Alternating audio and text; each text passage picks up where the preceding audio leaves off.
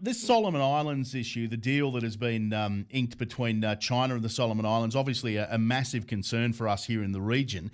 I'm not convinced that the Australian government could have done any more than they did about this, though. I mean, I know you and I have discussed before that the Foreign Minister, Marise Payne, seems to go missing a lot, but ultimately we can't out-bribe China. No, well, that's the point, except that I would make this point. The person who notified the nation about the likelihood of all of this several years ago was a woman by the name of Conchetta Fioravanti-Wells, who under the Turnbull government was the Minister for the Pacific, and Turnbull sacked her because her comments about the expansion of China into the Pacific, and in particular the Solomon Islands, the Chinese expansion should be addressed. This would make China unhappy, so he sacked her. Now, this is critical. I had a senior Liberal last night disturbingly say to me, if national security is to be an election issue, this is sufficient for a government to be dismissed. What is significant here is that in World War II, the Solomon Islands were a focal point of the Pacific, and we had the Battle of Guadalcanal. And there was a genuine concern that if the Japanese seized the main island of the Solomons, Guadalcanal, then the Allies would lose the war in the Pacific, hence the battle. Now, this is strategic. Nothing strategically has changed. It's so significant that we have the senior U.S. official, the U.S.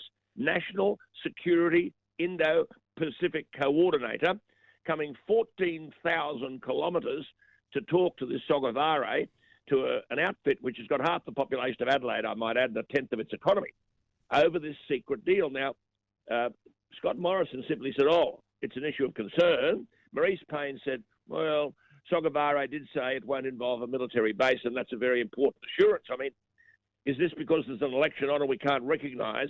This is a major security issue. It is central to our regional strategy. It is the choke point between us and New Zealand, I might add, and our contact with the world, including America. Now, if China control access to the Solomon Islands, they control our lifeline to America. And that's precisely why Japan seized Guadalcanal in 1942. Now, we only know any of this because of a leak.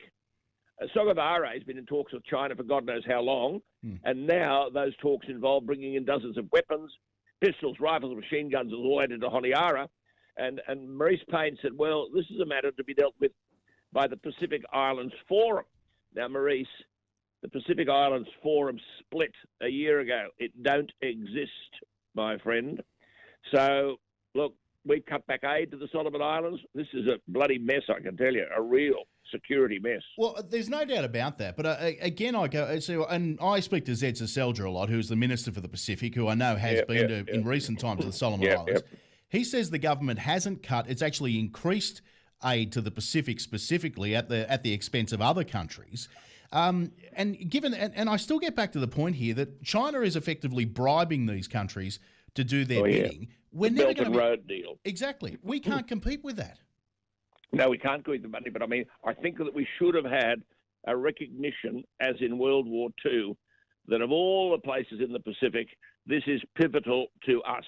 Witness Guadalcanal, and this Sogavare, we should have been in his ear a long time ago. Now, this is a secret deal. You've got America very worried, mind you. Under Biden, China believe that they can do anything. So Kurt Campbell coming over here is not likely to make any difference. This is a major security issue. And I mean, national security is in a crisis, I think, in this country. Our capacity to defend ourselves, our capacity to make sure that the Allies come to our aid. So this has to be elevated in discussion. That's what I'm saying, because World War II told us that under the Japanese, we were at risk. There is no risk now, no different from the risk that we're under in relation to China. And I think that's a very fair assessment of it.